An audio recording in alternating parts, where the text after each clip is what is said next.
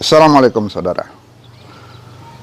Kita akan bicarakan tentang sebuah term istilah yang sangat populer di Minangkabau.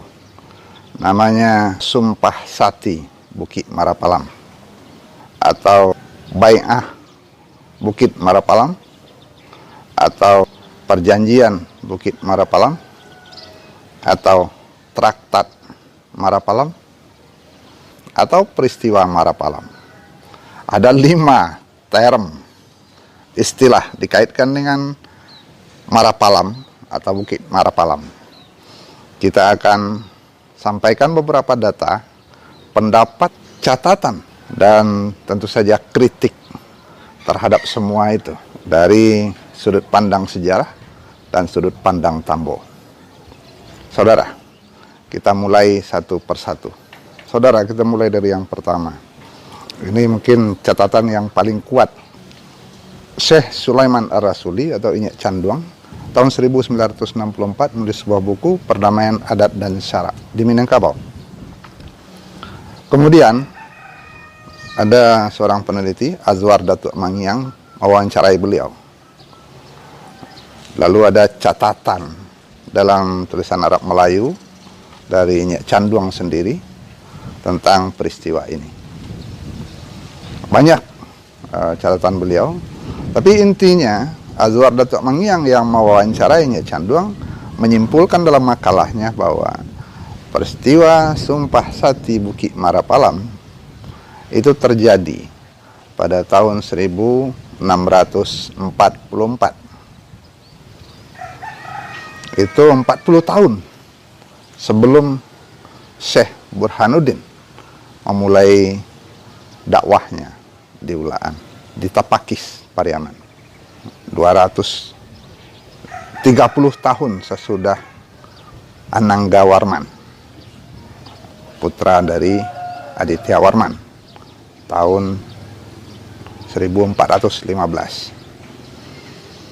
Nah, menurut catatan Syekh Sulaiman Ar-Rasuli, Inyek Canduang, waktu itu belum ada idiom ABS-SBK, adat Basandi Syarak, Syarak Basandi Kitabullah. Yang ada baru kato pusako yang berbunyi adat Bapaneh Syarak Balinduang dan syarak mengato adat memakai. Adat Bapaneh itu maksudnya tubuh. Tubuh itu adat, syarak Balinduang itu, syarak itu jiwa. Itu menurut catatan Inyek Canduang. Saudara, catatan Inyek Canduang ini satu-satunya. Sayangnya itu tidak ada pendukung lain dari catatan lain atau buku lain. Dia tunggal pendapatnya. Tapi kita tahu Inyek Canduang tentu punya catatan dari nenek-neneknya, dari guru-gurunya. Dan Inyek Canduang adalah seorang ulama yang membela adat Minangkabau. Makanya judulnya Sumpah Sati Bukit Marapalam. Bagaimana peristiwanya? Peristiwa Sumpah Sati Bukit Marapalam itu, menurut Azwar Datuk Mangyang, Inyek Canduang mengatakan peristiwa di Bukit Marapalam itu terjadi tahun 1644 dengan berkumpulnya para tokoh dan ulama untuk membahas, para tokoh adat dengan ulama untuk membahas perselisihan antara kaum adat dan kaum agama. Di sanalah lahir kato pusako yang berbunyi bahwa adat itu adalah badan dan syarak itu adalah jiwa. Jadi adat Bapaneh Syarak Balinduang yang berpanas, yang menghadapi situasi perubahan alam itu adalah tubuh, tapi jiwanya adalah syarak. syarat mengatur adat memakai. Versi kedua, saudara, ini berdasarkan catatan dari seorang wali nagari yang fenomenal juga dari Simarasok di Baso, Kabupaten Agam. Beliau menjadi wali nagari dalam 2 periode yang terbentang jarak 40 tahun lebih. Tahun 1956 sampai tahun 1960 beliau jadi wali nagari di Simarasok, terlibat perang dengan pemerintah Soekarno. Beliau bagian dari PRRI. Tahun 2003 sampai 2007 beliau kembali menjadi wali nagari dalam usia yang sudah lanjut. Beliau adalah Haji Asbir Latif Datuk Rajo Mangkuto. Catatan beliau menarik bahwa peristiwa Marapalam itu bunyinya adalah Bai'ah Marapalam, dan itu menjadi undang-undang dasar kerajaan Pagarayu Darul Qorar.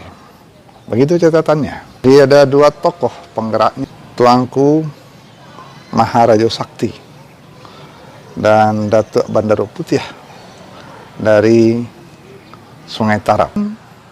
Pada bulan Syakban tahun 803 Hijriah atau bulan Maret tahun 1403 Masehi, datanya lengkap sekali.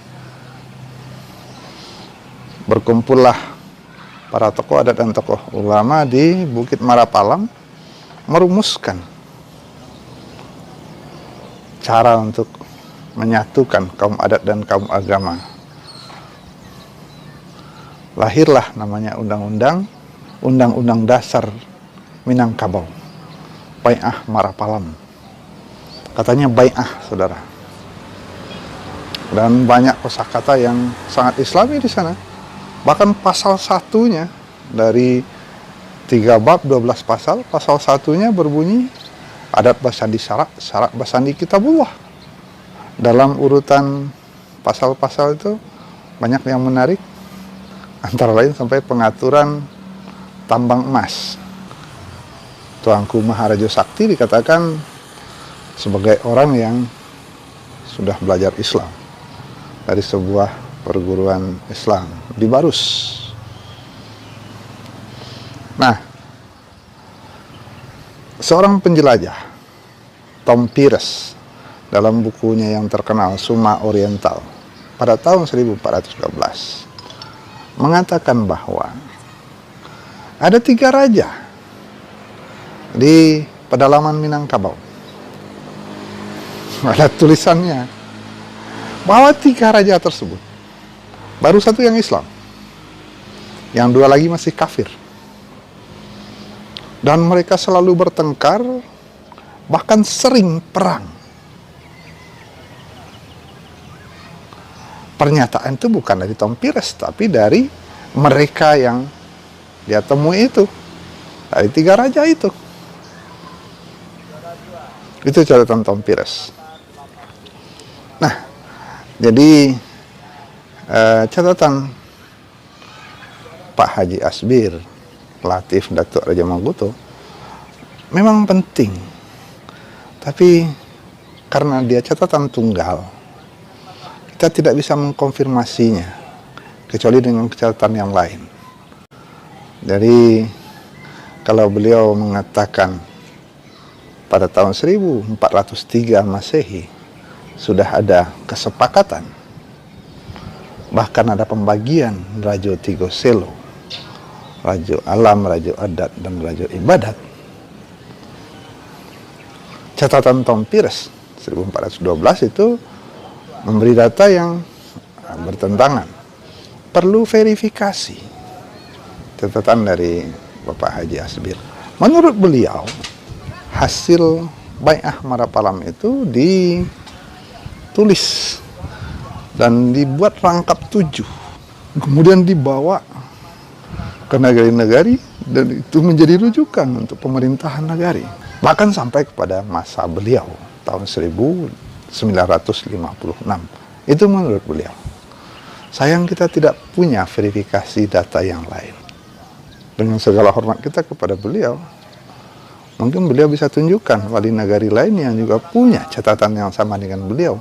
Karena beliau adalah ketua Perwanes, Persatuan Wali Nagari Sumatera Tengah. Ketika beliau berhadapan dengan tentara pusat dan beliau menjadi bagian dari PRRI. Oke, itu yang kedua, saudara. Pendapat ketiga menyatakan bahwa kesepakatan atau perjanjian Bukit Marapalam terjadi setelah Syekh Burhanuddin pulang dari Aceh Singkel. Jadi Syekh Burhanuddin mengunjungi kerajaan Pagaruyung, lalu mereka berunding untuk sama-sama mengakui eksistensi baik para ulama, mengakui eksistensi para tokoh adat, dan tokoh adat mengakui eksistensi para ulama. Dalam pendapat itu dinyatakan bahwa Raja Pagaruyung waktu itu, Ahmad Syah, sudah menganut Islam sekian generasi sebelumnya, sejak Sultan Alif. Lahir kesepakatan bahwa adat Basandi Sarak, Sarak Basandi adat, dua-duanya saling bersandikan begitu. Eksistensi dua-duanya berlaku. Data dari arsip pemerintahan Belanda, seorang regen di Padang namanya Jacob Pits yang selalu menulis surat ke VOC, dikatakan bahwa Sultan Ahmad Syah Zulkarnain itu sudah meninggal tahun 1674. 6 tahun sebelum Syekh Burhanuddin pulang dari Singkel. Sementara pendapat yang menyatakan bahwa Syekh Burhanuddin mengunjungi kerajaan Pagaruyung dengan rombongannya dan kemudian dapat tugas untuk menyebarkan kesepakatan Marapalam terjadi setelah Syekh Burhanuddin pulang dari Singkel, dan pertemuan Syekh Burhanuddin itu dengan Sultan Ahmad Syah 6 tahun setelah data Sultan Ahmad Syah ini meninggal. Nah, di situ kritiknya. Oke, kita pindah kepada yang keempat, saudara. Yang keempat, ini versi yang bahasanya bisa kita tangkap langsung. Para peneliti mengatakan dengan nama traktat atau perjanjian. Traktat adalah perjanjian dalam bahasa Belanda. Beberapa peneliti menulis traktat Marapalam. Kata para peneliti ini, traktat Marapalam itu terjadi pada periode Padri. Bahkan ada yang mengatakan sesudah periode Padri.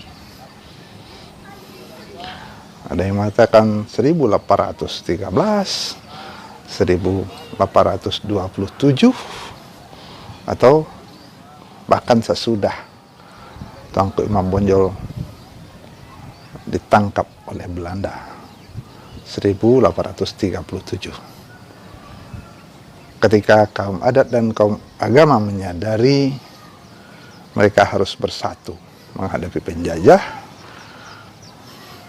lalu mereka melahirkan traktat Marapalam. Peristiwanya hampir mirip.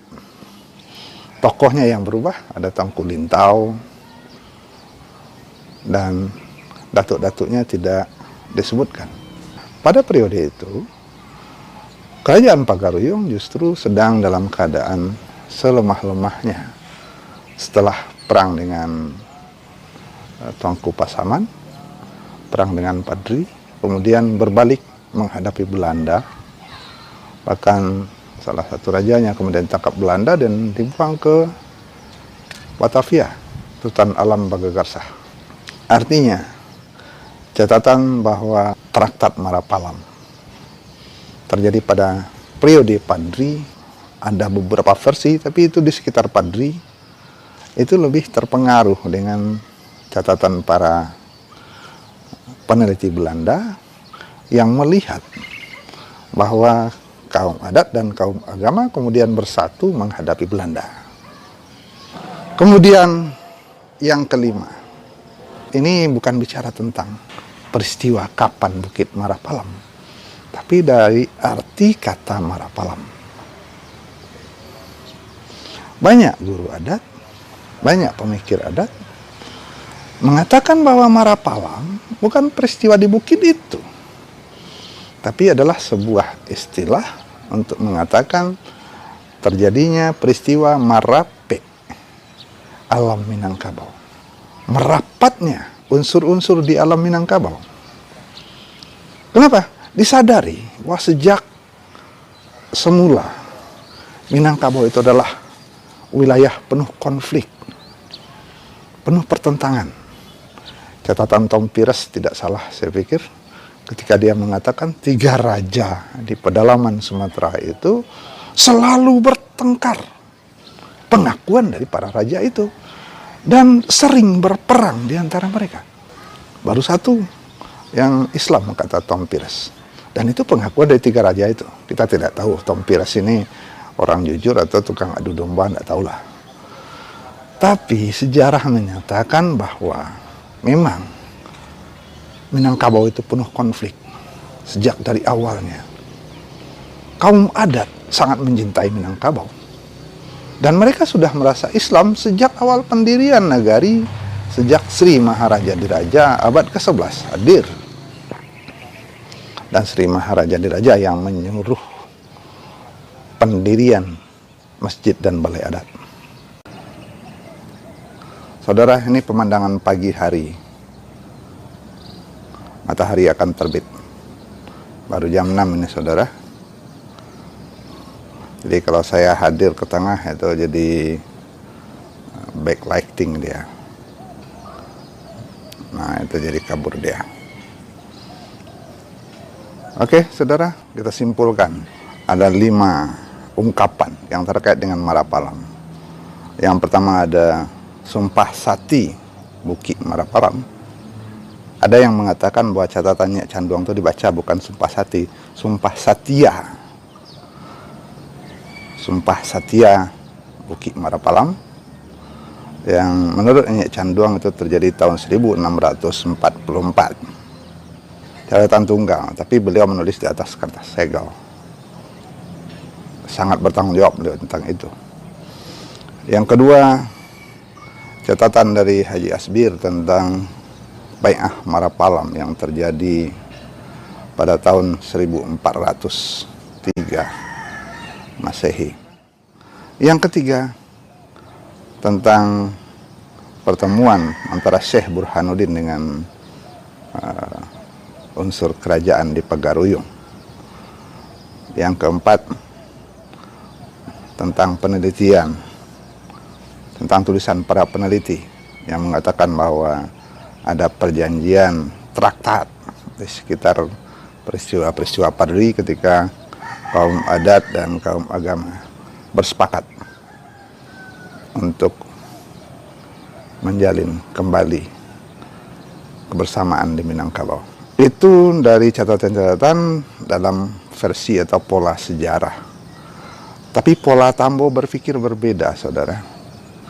Menurut para pemikir, para penutur Tambo, para guru adat, bahwa yang dikatakan dengan Marapalam itu adalah marapeknya alam Minangkabau. Marapeknya alam Minangkabau itu adalah kesadaran bahwa sejak awal Minangkabau ini berdiri, sejak 2 datuk memberikan 2 pola cara hidup bermasyarakat, kelarasan Koto Piliang dari Datuk Ketumanggungan dan kelarasan Bodi Caniago dari Datuk Perpatiah dan Sabatang, yang satu otokratis, yang satu demokratis egaliter, itu sudah terjadi konflik, persilangan pendapat. Dan situs Tambonya masih ada sampai sekarang, Batu Batikam. Satu di Limau, satu di Sungai Tarap. Ada 2, saudara.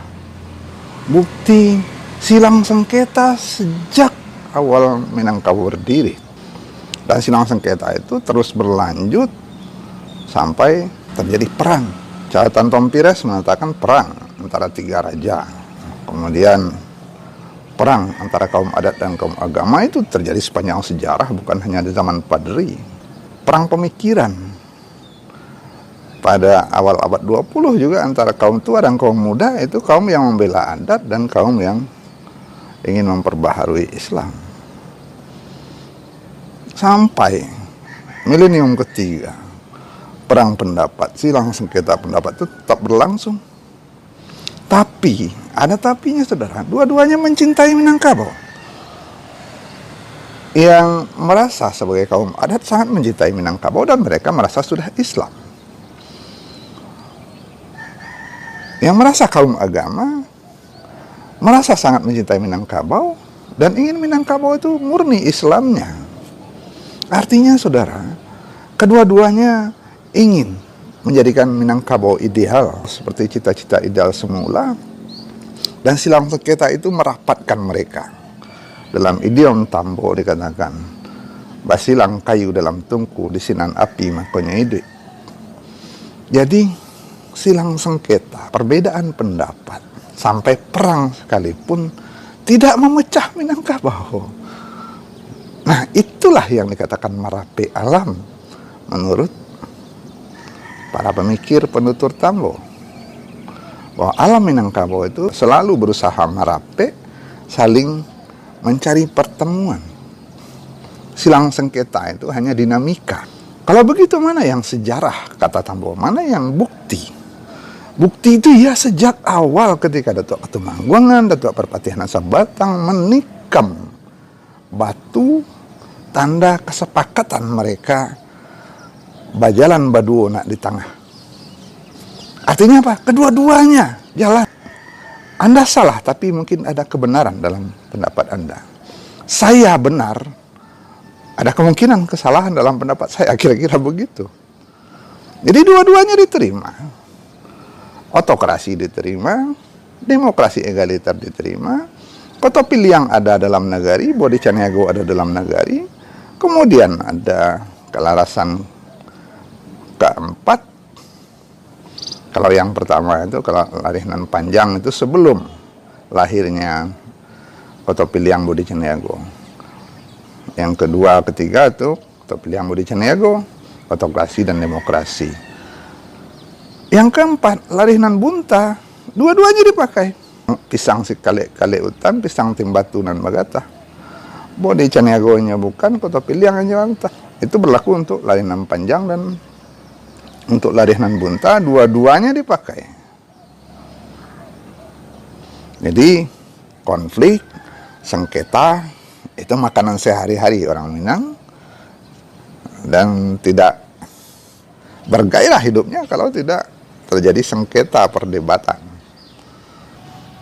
Sengketa yang selalu terjadi itu adalah makanan sehari-hari orang Minangkabau sejak lama, sehingga Jeffrey Hadler mengatakan sengketa tiada putus. Silakan dibaca bukunya.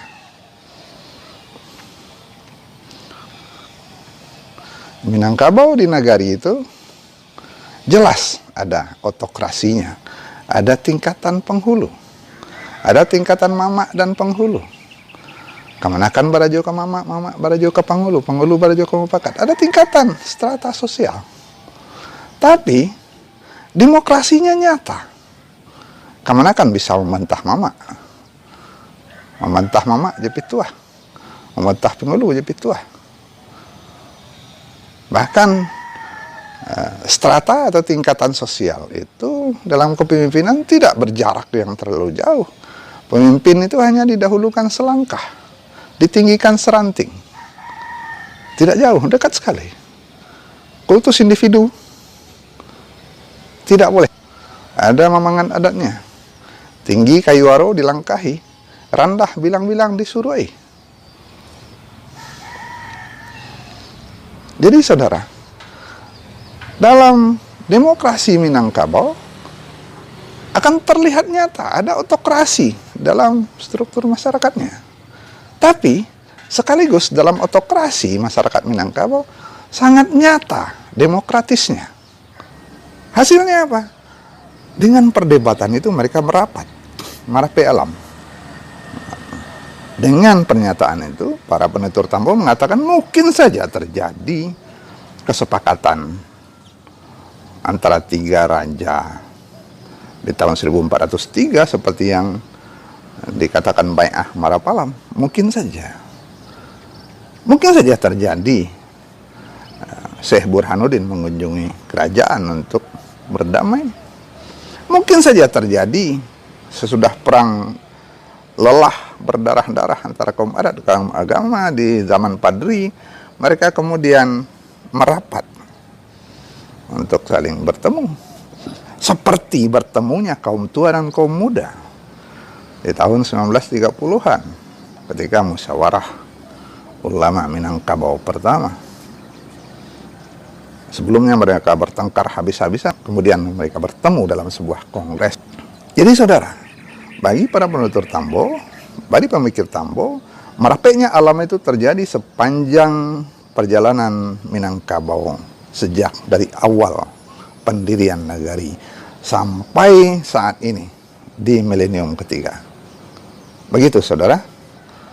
Jadi Marapalam bukan satu atau dua peristiwa di satu atau dua tempat, tapi sepanjang sejarah Minangkabau sejak awal sampai saat ini. Terima kasih. Assalamualaikum warahmatullahi wabarakatuh.